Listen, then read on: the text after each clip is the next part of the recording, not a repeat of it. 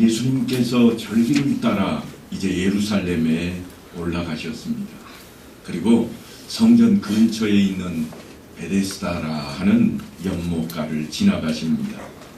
그곳에는 병자들이 많이 모여 있습니다. 그들은 한결같이 중병을 앓는 사람들입니다. 예루살렘에 있는 양문 곁에 히브리 말로 베데스다라 하는 못이 있는데 거기 행각 5이 있고 그 안에 많은 병자, 맹인, 다리 저는 사람, 혈기 마른 사람들이 누워 성경에 이렇게 표현해 놓고 있습니다. 사람들이 이곳에 모여드는 이유는 아주 기이한 현상 때문입니다. 특별히 이 베데스다 연못은 2개로 형성이 되어 있는데요. 하나는 개활지에 있는 우리식으로 하면 저수지처럼 큰 연못이 하나 위쪽에 있습니다. 그리고 아래쪽에 행각에 있는 곳은 우리식으로 하자면 공원처럼 좀 꾸며져 있고 거기에 이렇게 못을 하나 인공적으로 만들어 놓았습니다.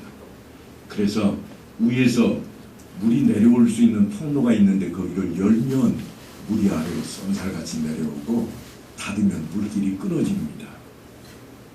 그 이야기가 오늘 성경 속에 있는데 사실 이 베데스다 못은 다른 못하고는 다릅니다.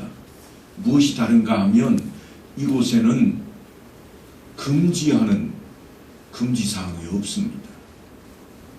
다른 연못이나 혹은 샘에는 아무나 갈 수가 없습니다. 아무나 갈 수 없다 제가 그런 표현을 쓰고 있습니다만 특별히 피부병을 앓거나 나병을 앓는 사람들은 금지된 골짜기 속에서만 살아야 합니다. 그런데 놀랍게도 이 베데스다에는 열려 있습니다. 하지만 문둥병 환자들이 이곳까지 오는 경우는 드뭅니다. 왜냐하면 사람들 눈총이 있거든. 숨어있는 사람들이라 거의 오지를 않습니다. 그러면 누가 많이 오는가? 주로 피부병을 앓거나 피가 멎지 않는 혈류병이라는 말을 많이 쓰기도 하지요. 요즘으로 말하면 치열이 되지 않아서 피를 계속 흘리는 사람들 또는 다른 다리가 절거나 혹은 눈이 먼 사람들이 이곳에 모여들곤 했습니다.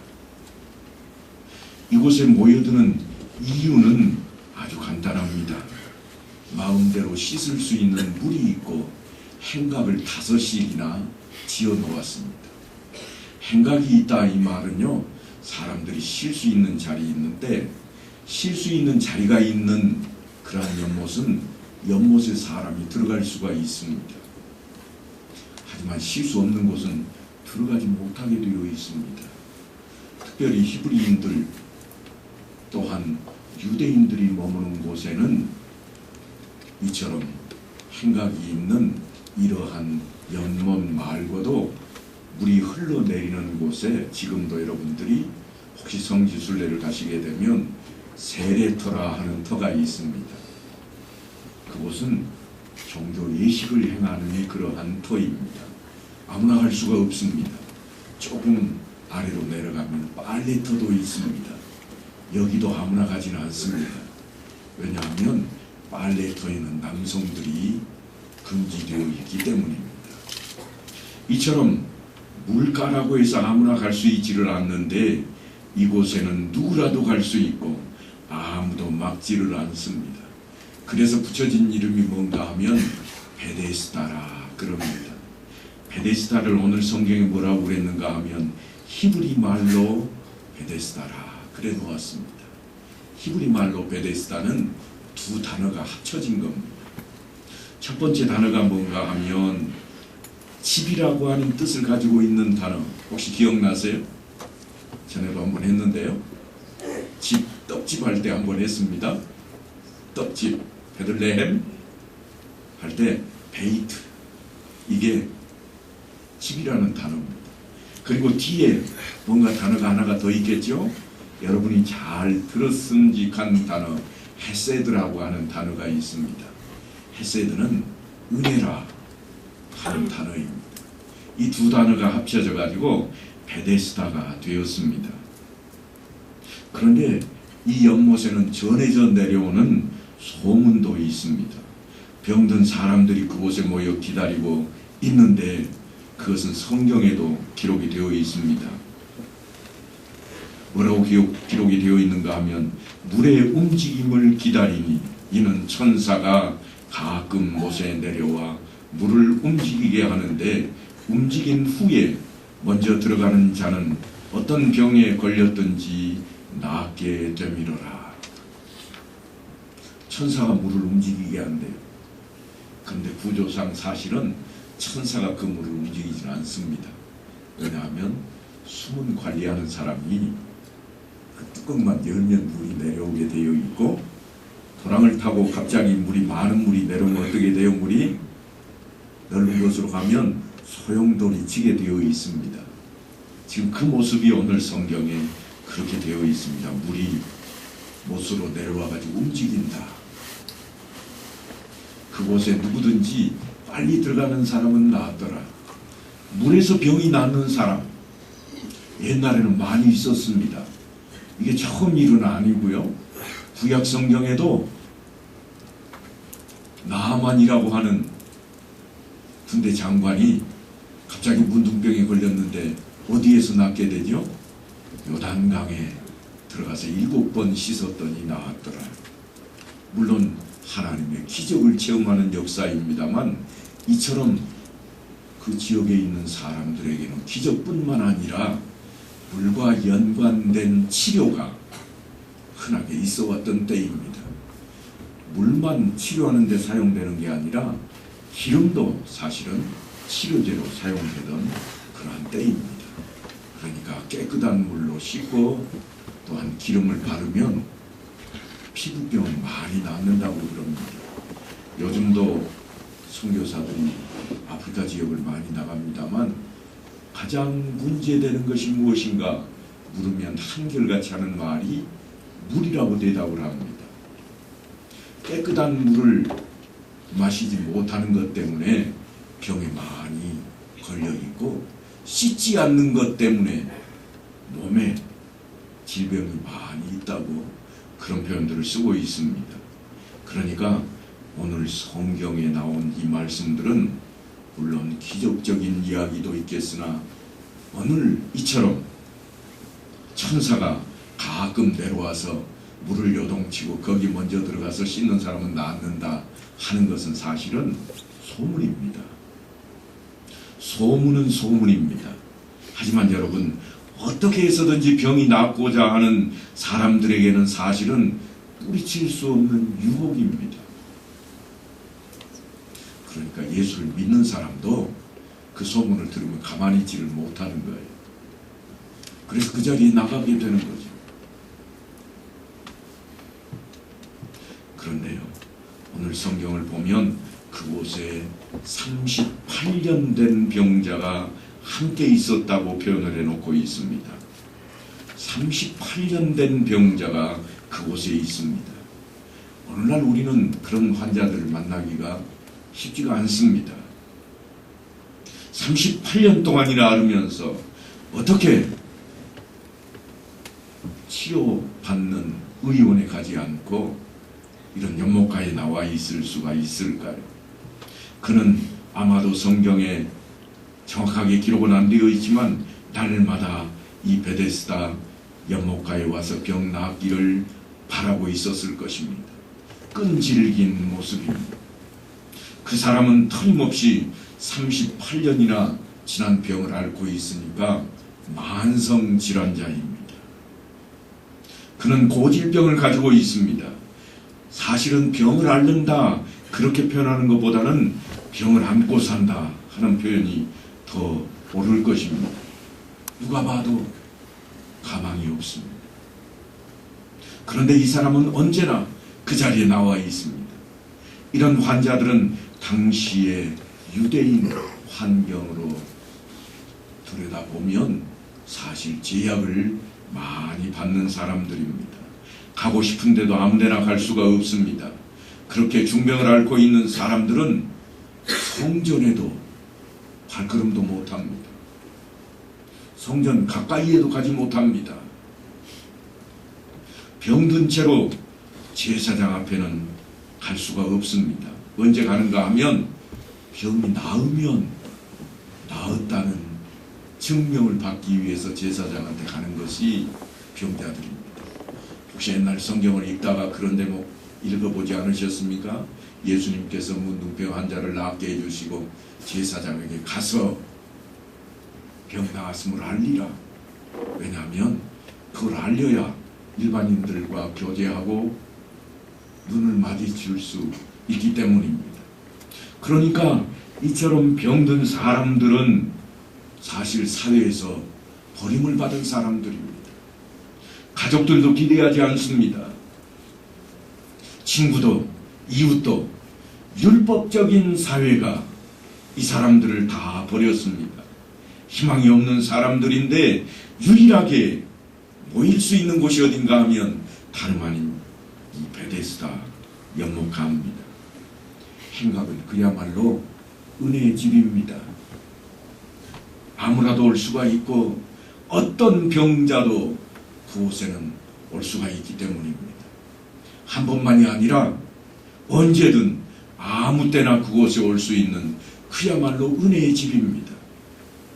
오늘날 교회가 바로 베데스다와 같다 말할 수 있을 것입니다. 은혜의 집입니다. 교회 공동체는 영적인 면에서 보면 정말 은혜의 집입니다. 우리는 주님의 은혜로 이 자리에 나왔습니다. 하나님 앞에 설 만한 자격이 없습니다. 따지고 보면 기도할 자격도 없습니다. 더군다나 은혜를 달라고 요구할 자격도 우리에게는 없었습니다. 나올 만한 근거가 전혀 없습니다. 하지만 우리는 지금 하나님의 교회에 나와 있습니다. 어떻게 나왔습니까? 은혜의 집이기 때문입니다. 은혜는 선물로 받는 것입니다. 자격이 없어도 용납합니다. 부족해도 허락이 됩니다. 하나님 앞에 저울로 달아 함량이 미달된다 할지라도 이곳에 올 수 있는 것은 오직 하나님의 은혜가 전제되어 있기 때문입니다. 그리고 바로 그곳에서 38년 된 병자가 예수님을 만나고 있습니다. 그는 병든 자라 누워서 꼼짝을 못하는 사람입니다. 그래서 주님께서 그에게 다가갑니다. 그리고 그에게 주님께서 마음을 쏟아놓습니다. 네가 나았고자 하느냐. 우리말로 번역을 하다 보니까 이렇게 되어 있습니다만 사실 나기를 원하는가? 병자에게 묻는데 아니오라고 대답할 사람이 세상 천지에 어디 있겠습니까? 주님은 그의 병이 오래된 것을 이미 아셨습니다. 그때 그가 대답하기를 주여 물이 움직일 때에 나를 못에 넣어주는 사람이 없어 내가 가는 동안에 다른 사람이 먼저 내려가나이다. 좀 엉뚱하게 들리지 않습니까? 병 낫기 원하세요? 예. 얼마나 간단한 대답이 있는데 그는 예라고 대답하지 못하고 있습니다. 그만큼 환경이, 그만큼 사회가, 그만큼 사람들이 그를 인정해주지 않았다고 하는 겁니다. 그래서 지금 갑자기 말 붙여오는 유대인 남자를 향해서 그가 변명거리를 지금 들이대고 있습니다. 이 대화는 사실 본문 말씀을 이해하는 데 있어서 가장 중요한 포인트가 됩니다. 물론 우리는 그냥 그저 지나치고 많은 본문의 내용이지만 사실은 우리가 제대로 들여다봐야 될 그런 대목입니다. 이 사람은 병상에 누워서 38년씩이나 꼼짝을 못하는 사람입니다만 왜 베데스다 연못가에 나와 있는가 하면 그래도 병 낫기를 원하는 소원 때문입니다. 그런데 이미 자신이 답을 알고 있잖아요. 나는 이곳에 나오기는 하지만 나을 길이 있다는 거예요? 없다는 거예요? 예? 없다는 걸까요? 제가 이렇게 하면 아차 대답 잘못했나? 그러실 거잖아요. 그러면 있다는 거예요? 있다고 대답했던 사람도 아무리 생각해도 이도 아닌 것 같아. 오늘 성경은 어느 관점에서 쓰여졌는가? 제가 요한복음을 시작할 때부터 말씀을 드렸습니다만, 요한복음은 역사적인 서술이 아니라 요한의 뭐라고 그랬죠? 신학이라. 요한이 바라보는 하나님, 요한이 바라보는 하나님에 대해서 지금 기록하는데, 그 하나님이 어떤 하나님 누군가 하면 예수 그리스도입니다. 그러니까 그 관점에서 이 말을 들여다봐야 됩니다. 무슨 이야기인가 하면, 이 사람은 병 나을 거를 기대할 수 없다고 우리가 생각하기 쉽습니다. 그런데도 불구하고 38년씩이나 여전히 나오고 있는 것은 뭔가 하면, 누군가는 나를 좀 넣어줬으면 좋겠다. 아이들이 부르는 노래 가운데 이런 노래 있대요. 내가 텔레비전에 나왔으면 좋겠네. 나올 수 있다는 거예요? 없다는 거예요? 나올 수 없는 것 같아요. 그런데 꿈은 뭐예요? 나와야 되겠다는 거예요. 여러분, 이 말을 아빠 엄마는 압력으로 받아들여야 됩니다. 뭐냐? 나 텔레비전에 좀 내보내줘. 그게 담겨있는 이야기예요. 다른 집 엄마 아빠는 다 애들 데려다가 텔레비전에 내보내주는데, 나는 뭐야 이게? 우리 엄마 아빠는 이렇게 실력도 없나? 그래서 맨날 들으라고. 텔레비전에 나왔으면 정말 좋겠네. 그냥 좋은 게 아니에요. 정말 좋겠다는 거예요. 오늘 베데스다 연못가에 있는 이 38년 된 이 병자가 유대인 남자한테 느닷없이 하는 말, 연못가에 미리 넣어줄 사람이 없다. 다 먼저 가버리더라. 다 자기가 먼저 가지 누가 늦게 가려고 그래요. 빨리 가야 낫는다는데, 아무리 소문이라도. 그 이야기를 지금 하고 있습니다. 그런데요, 사도 요한은 바로 그것을 중요하게 지금 여기고 있습니다. 얼마만큼 중요하게 여기고 있는가? 우리가 이 환자를 주목해야 할 이유가 여기에 있다는 겁니다. 그가 말했던 나를 못에 넣어줄 사람이 없다고 한 말 속에는 언젠가는 나를 이 못에 넣어줄 누군가가 나타나기를 기다리고 있다는 거예요. 내가 38년 동안이나 기다렸지만 여전히 나는 기다리겠다고 하는 소망 어린 그런 말입니다. 그 말 속에서 그 사람의 영적인 측면을, 아니 요한이 우리에게 일러주고자 하는 요한의 영적인 측면을 우리가 들여다봐야만 합니다. 왜냐하면 유대인들에게는 더 나을 것 없이 누구에게나 다 메시아 사상이 있습니다. 메시아 사상은 뭔가 하면, 그들은 어릴 때부터 율법을 배웁니다. 선지자의 글도 배웁니다. 이사야 선지자의 글 가운데 가장 핵심적인 내용이 뭔가 하면, 그 땅에 이스라엘을 회복시킬 메시아가 오신다고 하는 겁니다. 그가 오면 병든 자도, 그가 오면 가난한 자도, 그가 오면 어느 누구라도 다 해방을 받게 될 것이라. 그래서 메시아를 기다립니다. 그래서 유대인들은 그 마음을 다 가지고 있습니다. 지금 사도 요한이 이 38년 된 환자를 통해서 우리에게 들여다보라고 자꾸 끄집어 드리는 것은 그거를 들여다보라는 겁니다. 이 사람이 하는 말 속에 내가 이처럼 오래도록 이곳에 나와 기다리지만 언젠가는 나를 도와서 이 물에 나를 씻겨줄 그분이 오실 것이라, 그런 마음이 가득 담겨 있다는 겁니다. 그가 기다리는 사람은 가족이 아닙니다.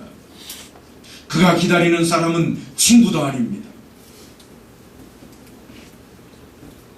그가 사람들에게 기대를 저버린 지는 아주 오래되었습니다. 38년 동안이나 자기를 도와서 못에 넣어줄 사람이 없다는 것은 이미 사람들에 대한 기대를 다 버렸다는 겁니다. 그러니까 지금 유대인 남자에게 이 38년 된 병자가 하는 말은 메시아 말고는 나를 낫게 해줄 사람이 없노라. 사도 요한은 지금 그 이야기를 하고 있습니다. 예수님께서 그 앞에 왜 계시는가? 메시아로 계시는 것을 드러내고 있는 겁니다. 그는 메시아를 기다렸습니다. 이처럼 목숨을 걸고 메시아를 기다렸던 사람은 이 사람뿐이 아닙니다. 성탄절에 누가복음을 통해서 살펴보았습니다만 나이가 많았던 시몬이라고 하는 사람과 안나라고 하는 사람들은 생애를 걸고 금식하며 메시아를 만날 소망을 가지고 성전에서 기도했던 사람들이었습니다. 그들은 온전한 몸으로 성전에서 메시아를 기다렸지만 지금 이 사람 38년 된 이 병자는 비록 병상에 있지만 베데스다 연못가에서 언젠가는 그분이 오셔서 나의 이 질병도 고쳐주실 날이 올 것을 소망하며 거기 누워 있었다고 하는 것입니다. 주님께서는 이 병자의 말을 듣고 엄청난 기적을 일으켜 주십니다. 물이 동할 때에 데리고 들어가서 씻어주는 정도가 아니라 상상을 초월하는 말씀을 하십니다. 일어나 네 자리를 들고 걸어가라.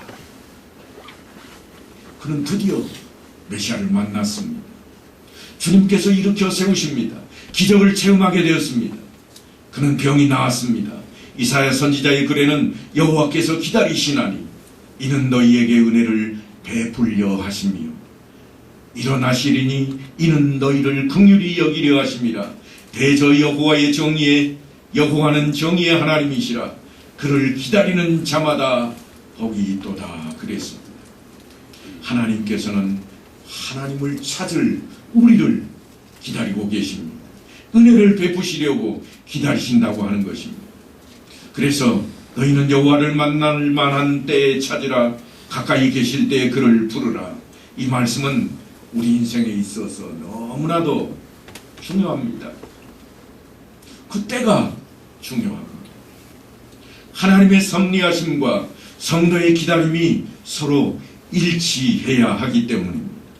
하나님께서는 늘 우리를 기다리신다고, 복 주시기를 기뻐하시고 그래서 은혜 베풀기를 위해 기다리신다고 말씀을 합니다.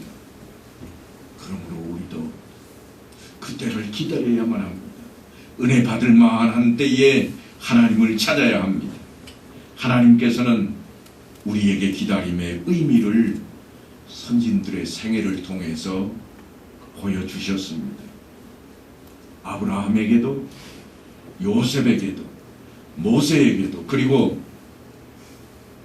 바울에게도 하나님의 때를 따라 많은 시간을 기다리게 하셨습니다. 그 하나님께서 우리의 신앙 속에도 기다림의 시간을 요구하고 계십니다.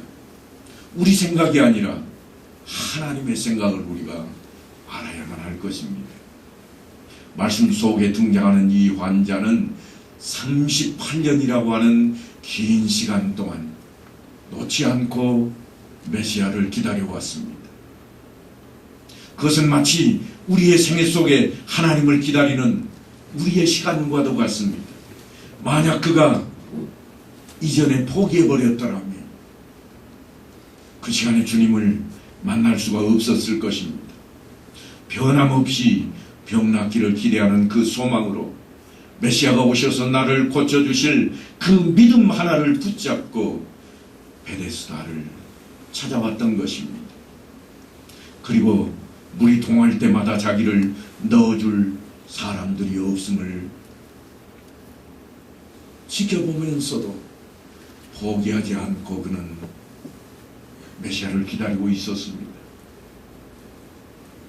그것이 그의 믿음입니다.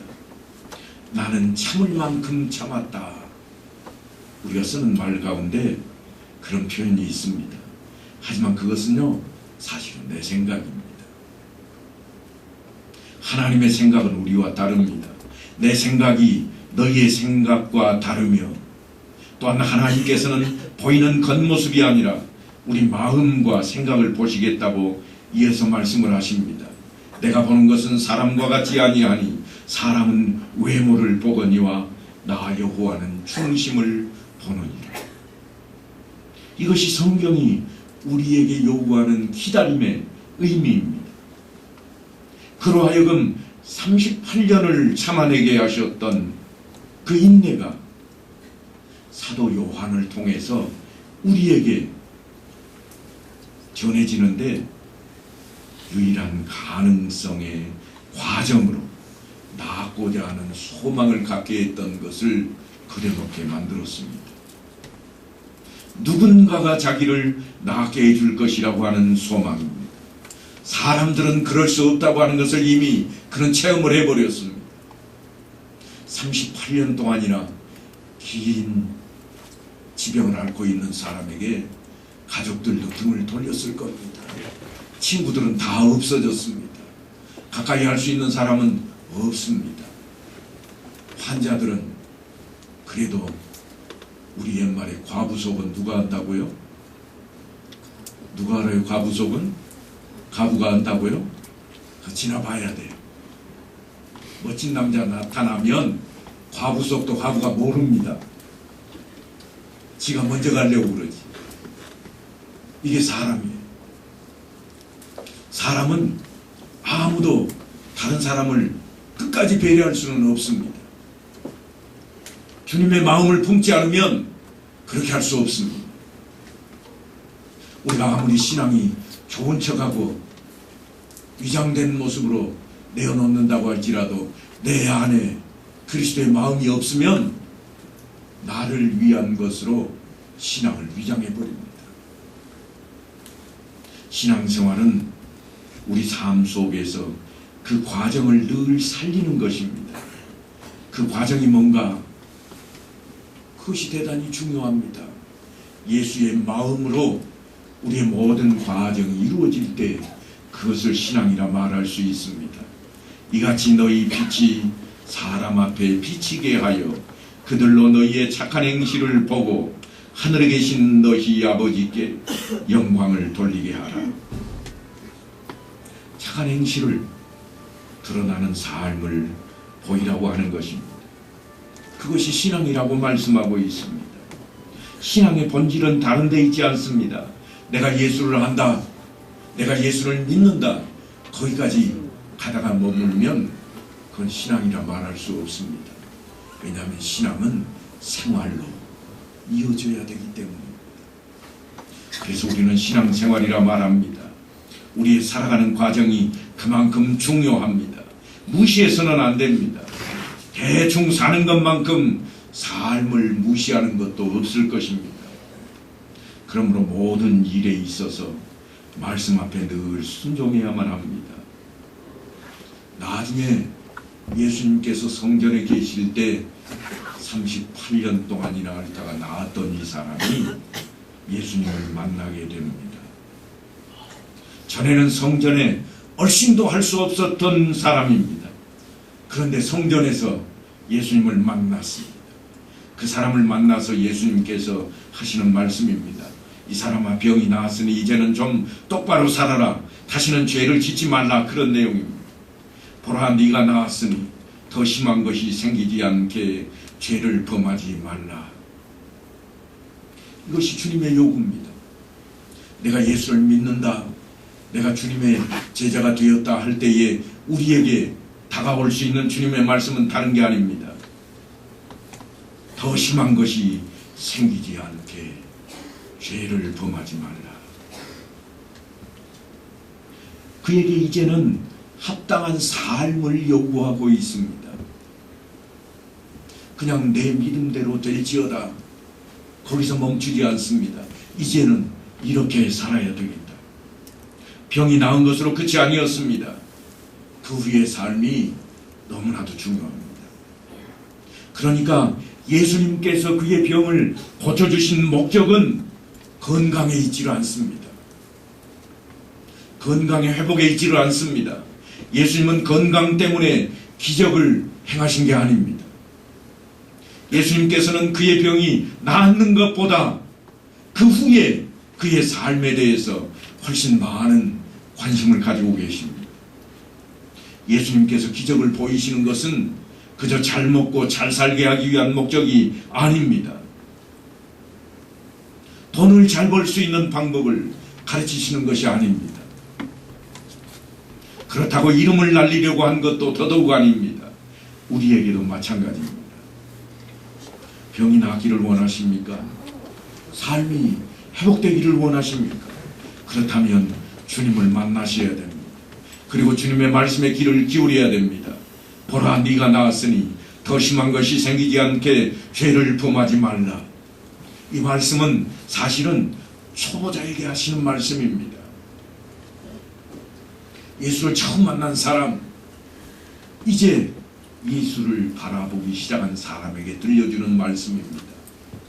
그게 어느 수준인가 하면 다시는 죄를 짓지 마라 하는 것입니다. 그렇다면 우리에게는 뭐라고 말씀하실까요? 우리에게는 이렇게 말씀하십니다. 영접하는 자, 곧 그 이름을 믿는 자들에게는 하나님의 자녀가 되는 권세를 주셨습니다. 우리는 하나님의 자녀가 되는 권세를 주셨으니 이야기가 끝이 안 났잖아요. 뒤에 뭔가 있습니다. 어쩌라고? 이후에 제대로 살라는 말씀입니다. 하나님의 자녀답게 살라는 말씀입니다. 말씀대로 살라고 하는 겁니다. 그런데 그 일이 그렇게 쉬운 일입니까? 그래서 하시는 말씀이 뭔가 하면 오직 성령이 너희에게 임하시면 너희가 권능을 받고 예루살렘과 온 유대와 사마리아와 땅끝까지 이르러 내 증인이 되리라. 이게 제자들에게 하시는 말씀입니다. 나를 지금까지 따라다녔으니까 보고 배운 거 많지, 그대로 살면 돼. 거기서 머무시는 게 아니라 너희에게는, 초보자에게 주는 그런 말이 아니라 너희에게 내가 따로 할 말이 있다. 성령이 너희에게 임하시면 하나님의 권능이 너희에게 임할 거야. 그러니 하나님의 자녀답게 살 때에 그 권능을 너희가 펼치면 될 것이라. 그래서 하시는 말씀입니다. 오직 성령이 너희에게 임하시면 너희가 권능을 받고, 성령이 함께 하시면 우리에게 힘이 생기는 겁니다. 능력이 생깁니다. 우리의 힘이 아니라 하나님께서 주시는 힘입니다. 우리의 힘으로는 도무지 할 수 없는, 어찌할 바 모르는 우리에게 주님께서 하시는 말씀이 볼지어다 내가 세상 끝날까지 너희와 항상 함께하리라. 하나님의 능하심이 우리와 함께하십니다. 그리고 주님께서 그렇게만 말씀하시지 않습니다. 이런 말씀으로 용기를 주십니다. 사람으로는 할 수 없으나 하나님으로서는 다 하실 수 있느니라. 어쩌라는 이야기예요? 좀 맡겨보라는 거예요. 네가 좀 나서지 말고, 우리식으로 표현하자면 나대지 말고 좀 맡겨보라는 거예요. 하나님의 뜻을 기다리고, 하나님의 방법을 기다리고, 하나님께서 펼치시는 그 역사에 우리가 좀 맡기라고 하는 겁니다. 그렇게 하면 틀림없이 우리에게 엄청난 힘이 생길 겁니다. 그리고 일어서게 됩니다. 그래서 주님께서 마지막으로 이런 명령도 하시는 겁니다. 너희는 가서 모든 민족을 제자로 삼아 아버지와 아들과 성령의 이름으로 세례를 베풀고 내가 너희에게 분부한 모든 것을 가르쳐 지키게 하라. 너희 힘이 아닌 하나님께서 제공하는 그 힘으로, 너희의 능력이 아닌 하나님의 능하심으로 이 일을 행하라고 말씀하고 있습니다. 그래서 이제 우리가 움직여야 할 때가 되었습니다. 드러내고 나타내야 할 때입니다. 우리의 삶을 통해서 주님께서 명령하신 모든 것을 행동으로 옮겨야 할 때입니다. 육신이 건강한 사람은요, 움직이는 사람입니다. 움직이지 못한다, 그 말은 육신이 건강을 잃어가고 있다는 표현입니다. 움직이는 사람, 그것이 다름 아닌 우리가 하나님의 자녀입니다. 그러니까 하나님의 자녀로 건강한 사람은 하나님의 말씀대로 움직이는 사람입니다. 하나님의 자녀라 이러한 말은 영적인 사람이라고 표현을 하기도 합니다. 영적이라 그 말은 하나님의 성품을 그대로 닮았다. 조금 쉽게 표현하면 예수의 마음을 품고 있는 사람입니다. 사도 바울이 그래서 우리에게 외치는 겁니다. 너희 안에 이 마음을 품으라. 어떤 마음인가요? 예수 그리스도의 마음을 품으라고 하는 것입니다. 그러면 우리가 행동할 때 행동이 바뀝니다. 달라집니다. 우리의 언사가 달라집니다. 전에는 거침없이 내뱉던 말도 부드럽게 변화가 되고, 분노가 쌓였던 말도 평안의 말로 바뀌게 된다고 하는 것입니다. 그게 하나님의 자녀로서의 하나님께서 주시는 하나님의 성품, 하나님의 능하심으로 세상에 나아가는 우리의 삶입니다. 우리의 모습입니다. 그렇게 되면 어떻게 되는가요? 우리의 행실은 착한 행실이 될 겁니다. 그래서 사람들이 그렇게 말할 거예요. 변했네. 심하면 뭐라고 그래요? 미쳤다. 제가 저런 사람이 아닌데 어쩌다가 저렇게 됐지? 그러면 그때 발견하게 되는 거예요. 뭘 발견하죠? 하나님이 아니고는. 하나님이 아니고는 그럴 수가 없다. 38년이나 된 이 병자가 낫게 되는 것이 하나님이 아니고서는 할 수 없는 일인 것처럼 우리의 모습도 하나님이 아니고는 바뀔 수가 없습니다. 그렇게 바뀐 인생이 되어야만 할 것입니다. 그래서 말씀대로 움직이게 됩니다. 사도 요한은 우리를 향해 이렇게 축복합니다. 사랑하는 자여, 내 영혼이 잘됨 같이 내가 범사에 잘되고 강건하기를 내가 간구하노라. 그렇게 우리를 축복하고 있습니다.